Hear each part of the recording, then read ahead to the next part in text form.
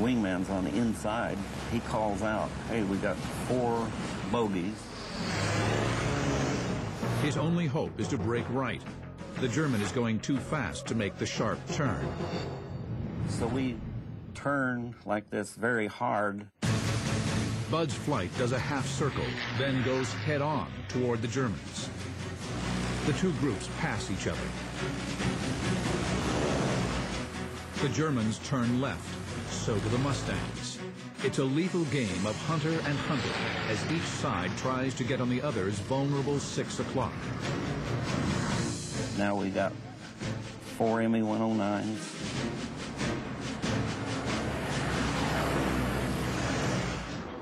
We got 4 Mustangs coming around. They want to fight. So they're coming around, and we're coming around now in a big left circle. This goes about 2 times. Each time we come around, I'm a little closer to getting in trail with them. So we've turned their advantage now to our advantage. Bud is here. The Germans are here. The Mustang's tighter turn gives them an inside track. The smaller turning radius allows the Mustangs to close in. Anderson's plan? Use this advantage to get on the ME-109's tail. Line up, fire. The Germans spot the Mustangs closing the range and make a run for it. But with a top speed of 441 miles per hour, the Mustang is over 50 miles per hour faster than the ME-109.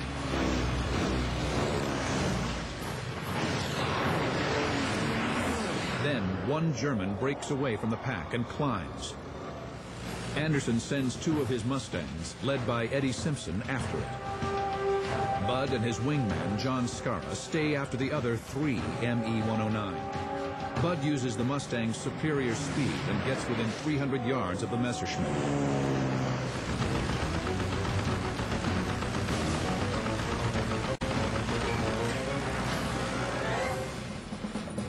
Bud can tell the Germans are nervous. Their planes twitch as the pilots strain, pulling on the stick as they look over their shoulders. One German dives to escape. The other climbs and turns. He still wants to fight. Clearly, one experienced dogfighter. When you saw a German airplane, you treated him like the Red Baron. I mean, you used every advantage you had over him, and without the knowledge of knowing who was in that airplane. Bud tries to follow the ME-109. The German turns a hard left. Bud realizes he's going too fast to make the turn. He passes the German and climbs, trying to gain the advantage. Bud is now above the German. If the German continues to turn, Bud can drop on him. If he dives, Anderson can give chase.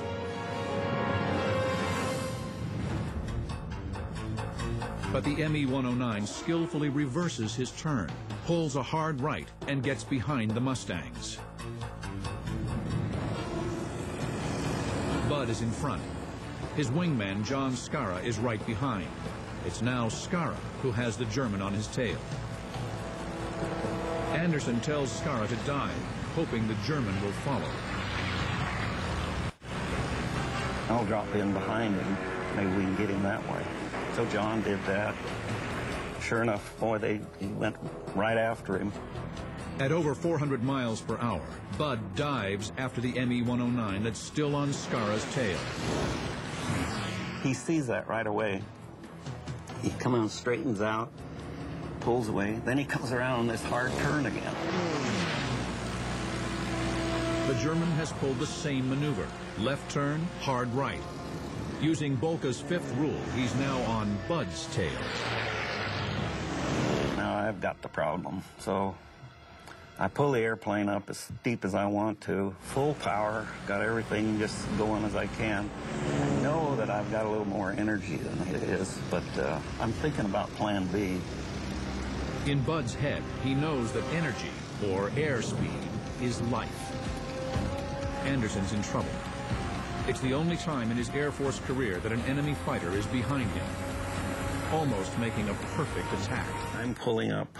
We're both losing airspeed at a pretty significant rate. And pretty soon one of us is going to stall first, and whoever does that is going to be in big trouble. When a plane flies straight up, it fights gravity, loses speed, and eventually stalls and drops. If the German stalls first, Bud will dive on his tail. But if Anderson stalls first, he will slip down below the ME-109 and will be blown out of the sky. Both planes soar upward at the edge of their performance. The pilot's adrenaline pumps as they climb for their lives. With the throttle full forward, Bud has maxed his P-51 to the limit. Then, Anderson sees what he's been praying for. I see the airplane shudder. He's starting to lose control. The German runs out of airspeed and lift, shudders, stalls, and plummets. 2 seconds later, Anderson's more powerful Mustang shudders, but doesn't stall. He dives down after the German. Anderson has gone from prey to predator. The ME-109 regains control, brakes hard to his left. Anderson decides to go for the kill, but it requires a tricky, dangerous move. Bud bets his life that his Mustang will make the turn. It does. Anderson is now directly behind the ME-109. Now it's the German who climbs, trying to escape. Anderson knows the Messerschmitt will stall before he does, and gets on the German's 6. I start firing right in here, and I saw some tracers go across his right wing a little bit. I pushed a little bit of left rudder, and then pow!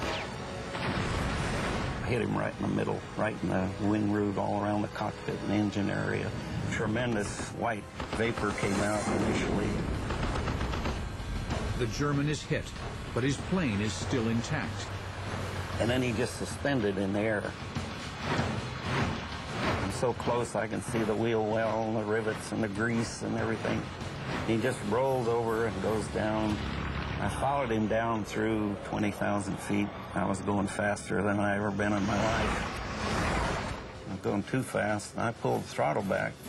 Well, he was smoking out. He's just black smoke pouring out. It must have been a mile long. And he's just going straight down.